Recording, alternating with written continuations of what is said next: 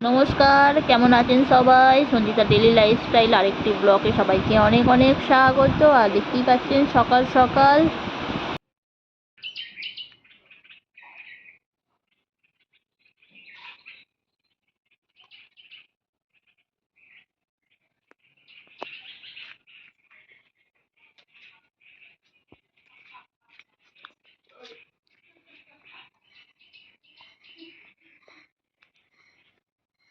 তো আজকে একটু রোদ বেরিয়েছিল, আর এই দেখুন কখন মেঘ হচ্ছে আর কখনো বৃষ্টি হচ্ছে। সবসময় সকাল সকাল চলে এসেছে সবজি কাটতে।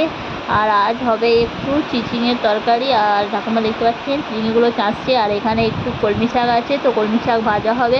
আর আমি অলরেডি চলে এসেছি রান্নাঘরে। আর এখানে দেখতে পাচ্ছেন একটু চিচিঙেটা একটু সিদ্ধ করতে দিয়েছি, আর ওদিকে আমার ভাত হচ্ছে।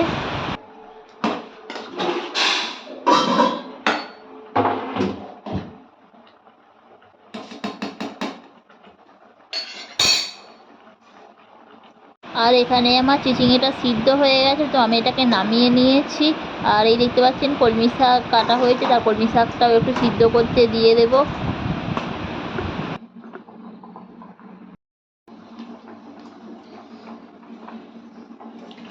আর একটু রুই মাছ আনা হয়েছিল, তো রুই মাছটা ধুয়ে আমি একটু নুন আর হলুদ মাখিয়ে রাখলাম ভাজার জন্য। আর ততক্ষণে ওটা একটু সিদ্ধ হয়ে যায় কলমি শাকটা, তো সিদ্ধ হলে আমি নামিয়ে নেব। হালকা সিদ্ধ করব, বেশিটা সিদ্ধ করব না।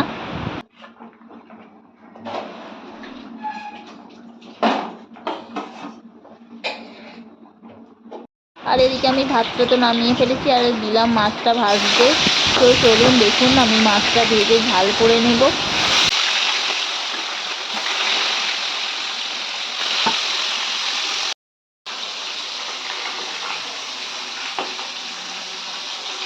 তো বন্ধুরা দেখতেই পাচ্ছেন মাছটা আমার একদিকটা ভাজা হয়ে গেছে, আর আমি আরেক দিকটা ভেজে নিচ্ছি। আর এই দেখুন মাছ ভাজা আমি তো ভেজা কী সুন্দর লাগছে, যেন মনে হচ্ছে গরম গরম একটা খেয়েই নিই মাছ ভাজা। আর এই দেখুন পুরো মাছই আমি ভেজে ফেলেছি।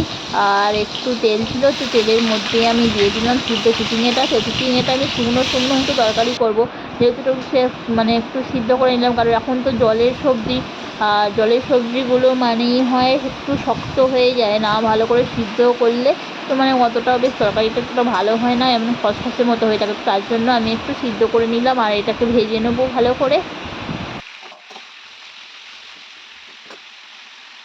আর দেখতেই পাচ্ছেন চিচিঙেটা আমার ভাজা ভাজা হয়ে গেছে, আর ওর মধ্যে দিয়ে দিলাম জিরা কাঁচা লঙ্কা, আর একটু দিয়ে দিলাম পেঁয়াজ কুচি, আর এটা একটু আদা।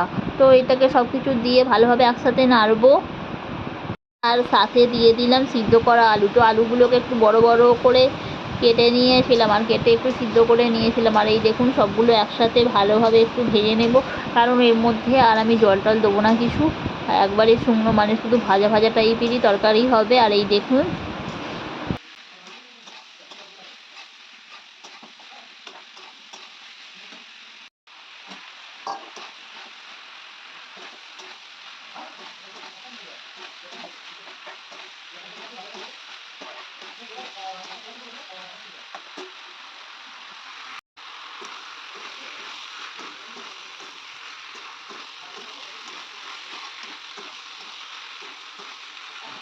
তো বন্ধুরা দেখুন আমি সাথে আলুটাও দিয়ে দিলাম, আর খুব ভালোভাবে নাড়ছি, কারণ একটু সবজি না একটু ভালো করে কষলে মানে খেতে ভালোই হয় না। আর যত সবজি মানে কষে ততই ভালো আর সুন্দর খেতে হবে। আর মানে মশলাগুলোও বেশ মানে গন্ধটাও ছাড়বে না, মশলাগুলো বেশ ভাজা ভাজা হবে আর দারুণ খেতে লাগবে। আর যেহেতু আমি এটা আগে থেকে সবই সিদ্ধ করা, আলু সিদ্ধ আর চিচিঙেটা সিদ্ধ করা, তো অনেকক্ষণ ধরে নেড়ে নেড়ে আমি দেখুন একদম শুকনো শুকনো হয়ে গেছে আমার তরকারি। আর তরকারিটা আমি নামিয়ে ফেললাম। তো বন্ধুরা দেখতে কেমন লাগছে আপনারাই বলুন।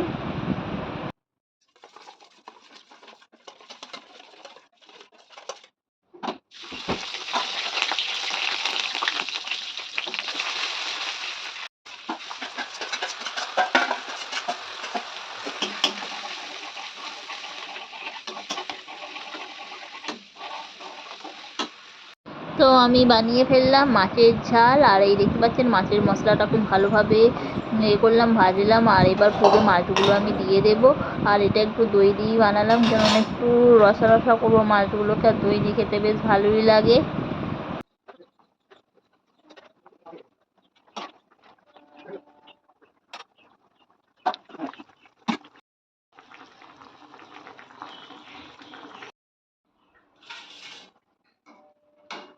তো মাছগুলো দিয়ে দিয়েছিলাম আর মাছের ঝালটা ফুটে গেছে। আর এই দেখুন আমি মাছটা নামিয়ে নিলাম। তো কেমন লাগছে আমার মাছের ঝালটা?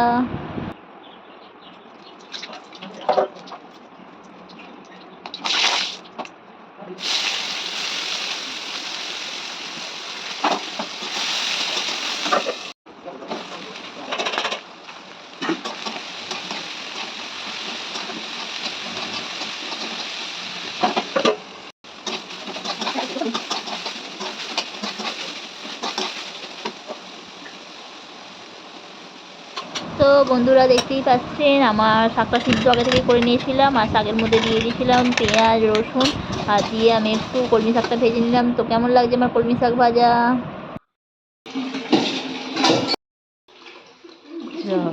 হলোই না,